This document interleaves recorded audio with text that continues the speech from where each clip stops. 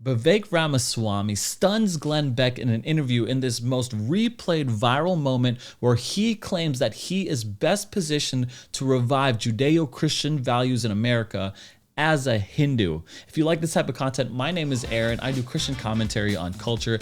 And if you agree with them, just leave a comment down in the section below and you be the judge, right? And if you like this type of content, like, subscribe, and hit the notification bell. But let's get right into this.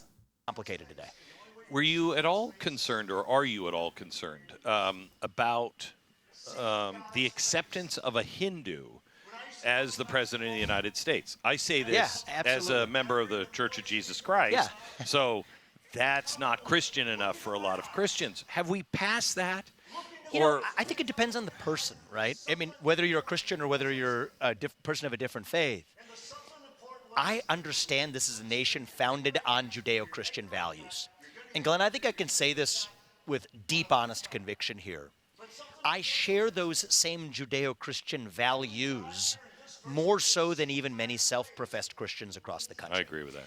And I also think that because I'm such a staunch defender of those shared values, nobody's going to accuse me of being a Christian nationalist as I do it. So it's actually true, though, because people feel there's almost a compunction that people feel, right? So it almost puts me at greater liberty than a Mike Pence or somebody else who's going to be labeled and put into some retrofitted box.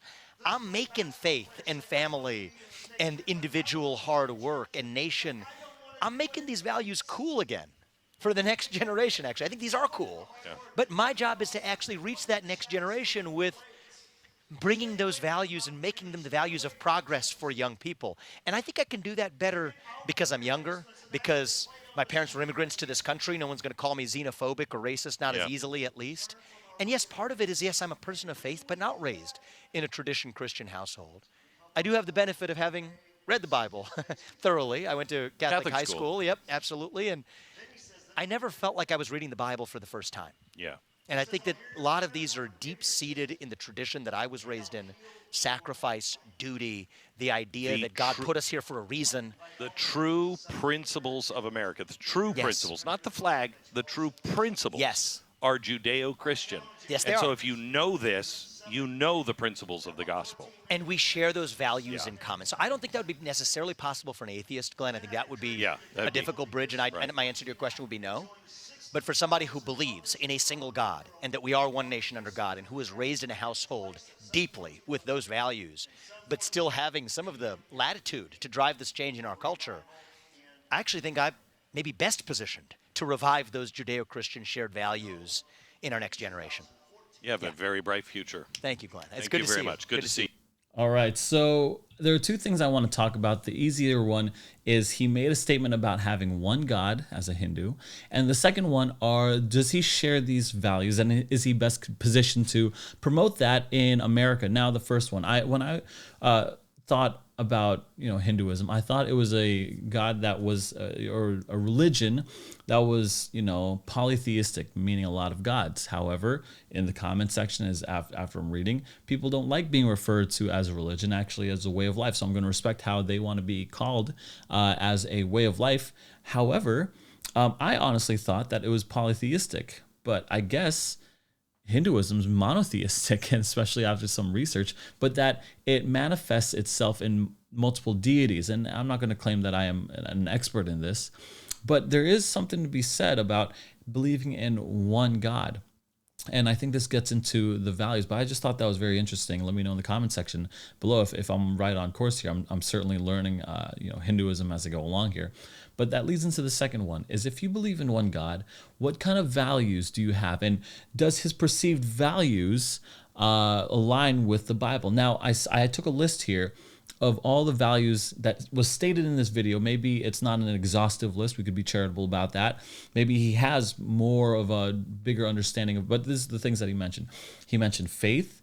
He mentioned family. He mentioned hard work, being an individual or individualism, maybe individual responsibilities where he's getting to. He mentioned sacrifice, duty, and God's got us here for a reason. These are his stated values in his words. And I feel like it'd be beneficial as a Christian to okay, if he's saying that they mimic the Judeo-Christian values, I want to make sure are the are those actually the Christian values that we hold to today? I mean, they all sound great, but are they actually what the Bible promotes and say these are our Christian values?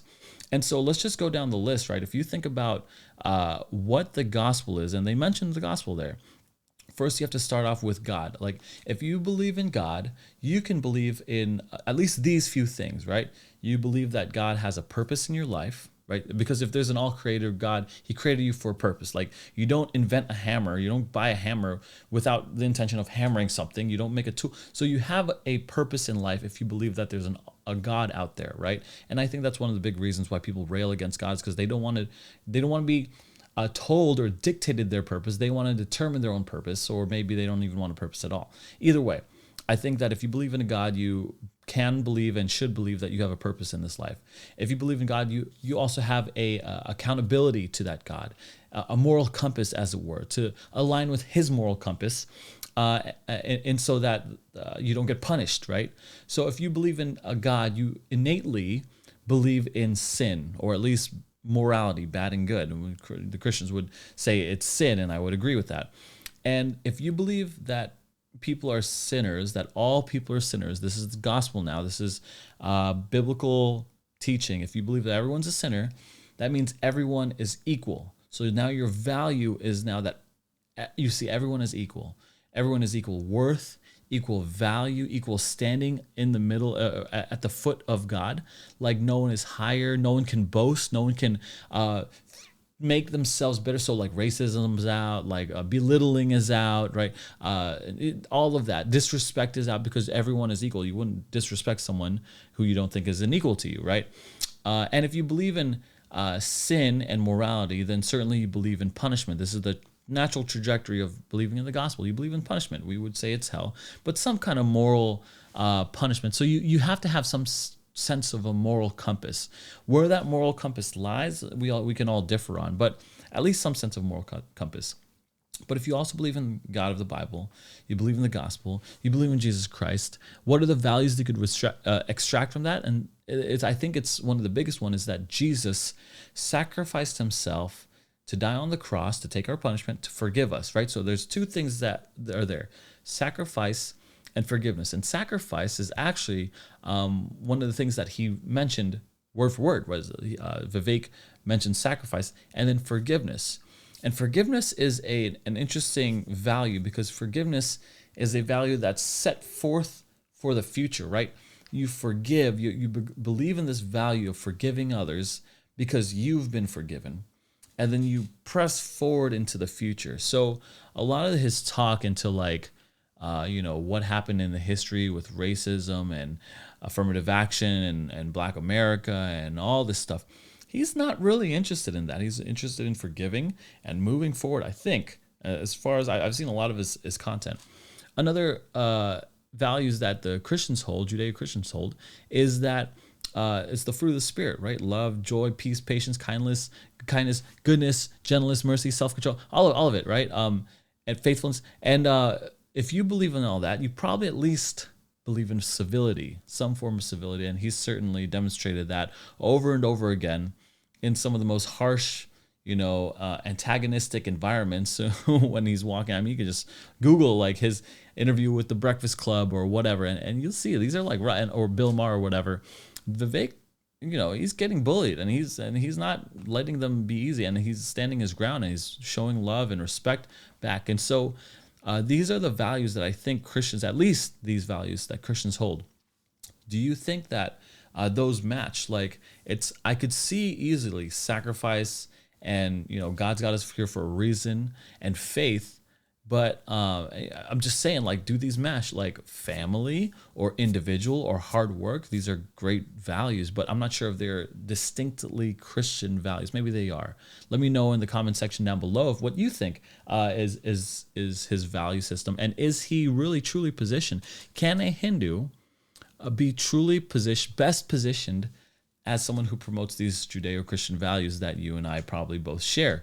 And to be fair, most of the people on stage are probably just pretending to be Christian in the first place, right? Like, how are you really? You're just like a politician Christian, you know what I mean? Like that, it doesn't really make a lot of sense or resound well within me for that. So you let me know in the comment section down below. Thanks for checking out my videos, and be sure to, if you like this one, maybe check out the Jordan Peterson interview with him, where it goes extremely viral, and you know, something interesting. They talk about identity. Thanks so much for watching. Have a great day.